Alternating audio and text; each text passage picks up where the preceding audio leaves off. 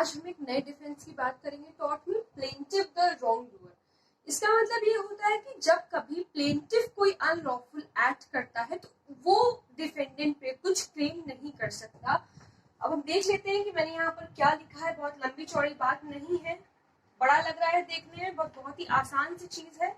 तो आइए पढ़ते हैं। When the plaintiff himself is a wrongdoer, he is not disabled from recovering in tort। ऐसा नहीं होता कि मान लीजिए अगर कहीं प्लेंटिफ की गलती है तो ऐसा जरूरी नहीं है कि वो डिफेंडेंट से क्लेम नहीं करा सकता, अनलेस अगर सम लॉफुल एक्ट और कंडक्ट ऑन हिज पार्ट, वो क्लेम करा सकता है डिफेंडेंट से, लेकिन अगर उसने कोई अनलॉफुल एक्ट यानी कि इलीगल कुछ किया है, कोई ऐसा एक्ट या फिर कोई ऐसा कंडक्ट किया है जो उसके पार्ट पे है और वो जो उसने किया है वो कनेक्टेड है हार्म के कॉज के लिए, यानी कि जिस वजह से दिक्कत क्रिएट हुई है, अगर वो उसका कॉज ऑफ एक्शन है, is connected with the harm suffered by him as part of the same transaction।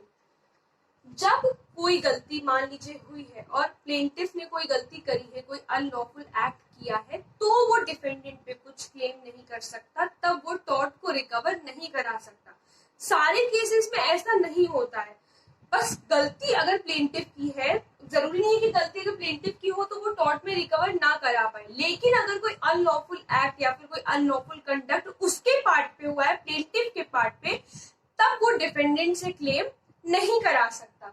If his own act is the determining cause of harm suffered by him, जो कुछ भी harm उसे हुआ है वो उसकी खुद की वजह से हुआ है, जो उसका जो कॉज थी हार्म की, जो रीजन था, जो तकलीफ हुई है, जो रीजन थी उस तकलीफ की, अगर वो रीजन की जो जड़ है वो प्लेंटिफ खुद है, he has no cause of action, तब वो डिफेंडेंट पे कुछ क्लेम नहीं करा सकता। he cannot recover in the terms of tort। Example देख लेते हैं। मान लीजिए डिफेंडेंट के अंडर में एक ब्रिज है और उस ब्रिज पर से ओवरलोडेड ट्रक गुजरती है जो कि प्लेंटिफ की है। नोटिस हमें पहले से पता होती है कि कोई भी ओवरलोडेड ट्रक जो है, अगर कोई ट्रक है वो रोड पर है या कहीं पे भी है, तो वो ओवरलोडेड कभी नहीं होनी चाहिए, प्रॉपरली लोडेड होनी चाहिए, जितना वो भार उठा सकती है, नहीं तो एक्सीडेंट के चांसेस होते हैं। बट इस नोटिस के बावजूद भी जो प्लेंटिफ था उसने जो है अपनी ट्रक को ओवरलोड किया, then he crossed the bridge. तो अगर अब इस केस में एक्सीडेंट होता है तो रॉन्ग डूअर कौन होगा? प्लेंटिफ होगा। क्यों होगा? क्योंकि प्लेंटिफ को पता है, वार्निंग नोटिस है कि ट्रक को ओवरलोड नहीं करना है, still he overloads his truck.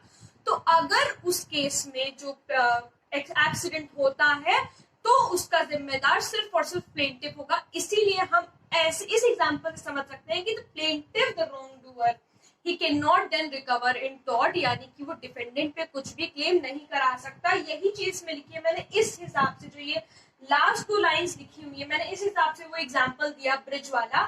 If his own act is the determining cause of the harm caused, determining cause of the harm caused, जो कुछ भी हार्म हुआ है, एक्सीडेंट हुआ है, जब मनाही है कि ओवरलोडेड ट्रक को इस्तेमाल नहीं करना है, रोड पर नहीं चलाना है, तो तुमने कैसे चलाई?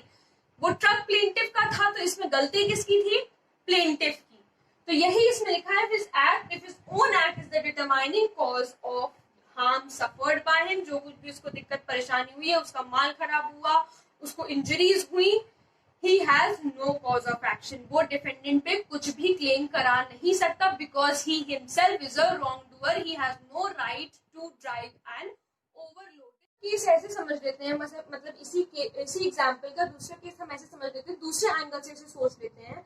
मान लीजिए कि जो डिफेंडेंट का ब्रिज था वो इतनी बुरी तरीके से उसने मेंटेन नहीं करा रखा था, इट वाज इल मेंटेन्ड, कि अगर उसमें से कोई प्रॉपरली लोडेड ट्रक भी गुजरता तो वो ब्रिज जो है वो ढह जाता, वो गिर जाता। तो ऐसे में क्या डिफेंडेंट लाइबल होगा? बिल्कुल लाइबल होगा, क्योंकि ओवरलोडेड ट्रक की तो यहाँ बात ही नहीं हो रही। अगर ट्रक प्रॉपरली लोडेड भी है, उसमें सही से सामान भी रखा है, तो वो सही से सामान रखे वाला ट्रक, जो प्रॉपरली लोडेड ट्रक है, अगर वो भी उसके ब्रिज से गुजरेगा तो वो उस ट्रक की वजह से भी उसका जो ब्रिज है वो जो है वो गिर जाएगा या ढह जाएगा, हम जो भी कह सकते हैं। तो मैं ये बोल रही हूँ कि अगर ब्रिज इल मेंटेन्ड है तो इसमें गलती किसकी है? डिफेंडेंट की गलती है कि भाई ब्रिज तुम्हारी जिम्मेदारी है और तुमने उसको इतना इल मेंटेन कर रखा है, सही से मेंटेन नहीं कर रखा है, वो जर्जर हालत में है, गिरने वाला है, गिर जाएगा। तो ट्रक अगर प्रॉपरली लोडेड है तो इसमें डिफेंडेंट लाइबल होगा। तो दोनों केस बनते हैं, प्लेंटिफ की भी गलती हो सकती है अगर ट्रक ओवरलोडेड है तो, और अगर ट्रक प्रॉपरली लोडेड है और ब्रिज इल मेंटेन्ड है तो उसमें डिफेंडेंट लाइबल होगा। ऐसा नहीं है कि डिफेंडेंट लाइबल नहीं होगा। Then the plaintiff's action will succeed. अगर इस केस में प्लेंटिव डिफेंडेंट क्लेम करता है कि इनके ब्रिज की वजह से जो मेरा ट्रक था, वो जो प्रॉपरली लोडेड मेरा ट्रक था, वो इनकी वजह से उसका एक्सीडेंट हुआ, ब्रिज इनका खराब था, then the plaintiff will succeed in his action. दूसरा डिफेंस देख लें टॉर्ट में, स्टैट्यूटरी अथॉरिटी। इस डिफेंस का मतलब ये होता है कि मान लीजिए अगर किसी म्यूनिसिपल कमिश्नर ने बोला है कि क्या कहते हैं, या ये कह लीजिए म्यूनिसिपल हेड ने बोला है अपने वर्कर्स को ऐसे ऐसे काम करने के लिए, और वो हर कॉलोनी में जाके वैसे काम कर रहे हैं। अब अगर उनसे कोई गलती हो जाती है या कुछ मिस हैपनिंग हो जाती है तो क्या जिसको हार्म हुआ है तो कुछ वो कर सकता है? ये वो इसलिए नहीं कर सकता क्योंकि जो उनके लेजिस्लेशन ने कहा था, जो उनके स्टैट्यूट ने कहा था, वो वैसा ही कर रहे थे, कुछ अपनी तरफ से नहीं कर रहे थे। They have taken a proper care. उसके बाद भी अगर कुछ होता है तो the defendants will not be liable. इसमें यही लिखा है, if an act is sanctioned by a statutory enactment और a law passed by the legislature, कोई लॉ अगर वहां से पास हुआ है, then the defendant cannot be held liable for the damages resulting in the course of such an act. Legislation ने अगर कुछ कहा है और उनके वर्कर्स उसी तरीके से काम कर रहे हैं और उसके चलते अगर कुछ डैमेजेस हो जाते हैं तो डिफेंडेंट्स लाइबल नहीं होंगे, क्योंकि वो लोग वही कर रहे थे जो उनकी अथॉरिटी ने, जो उनके हेड ने करने को कहा था। In that case they will not be liable.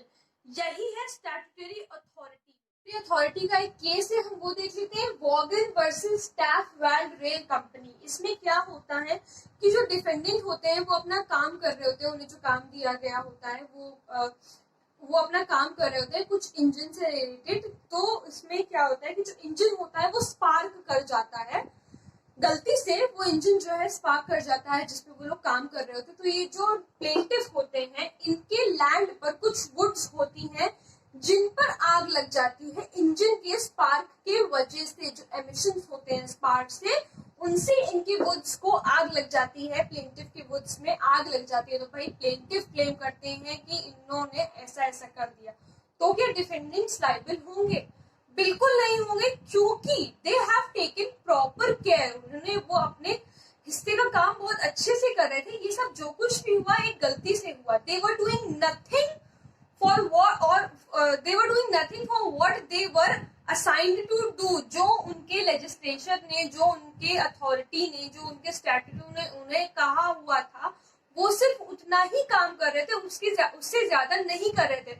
उस एक्ट के चलते कुछ डैमेजेस हुए, कुछ हार्म हुआ, तो ऐसे में डिफेंडेंट्स लाइबल नहीं होंगे। यहीं पे यही ये लिखा हुआ है, then the defendant cannot be held liable for the damages resulting in the course of such an act if the law is passed by the legislature। उनके अथॉरिटी ने कोई लॉ पास किया है और वर्कर से अगर कोई गलती हो जाती है उस एक्ट को करते हुए, उस काम को करते हुए, तो डिफेंडेंट्स लाइबल नहीं होंगे, because they were doing nothing but they were doing what their authority has assigned to do। तो the defendants will not be liable। यही है स्टैट्यूटरी अथॉरिटी में। और इसके पहले मैंने प्लेंटिफ द रॉन्ग डूअर भी आप लोगों को बता दिया। तो आज हम लोगों ने सारे डिफेंसेस जो हैं वो टॉट के कंप्लीट कर लिए हैं। अगर आप लोगों को कोई भी प्रॉब्लम हो तो please let me know in the comment section. और इससे पहले की जितने डिफेंसेस हैं उनकी वीडियोस हैं, please go and watch it. सारे डाउट्स आपके क्लियर हो जाएंगे। I will mention the link also in the description. Thank you so much for watching.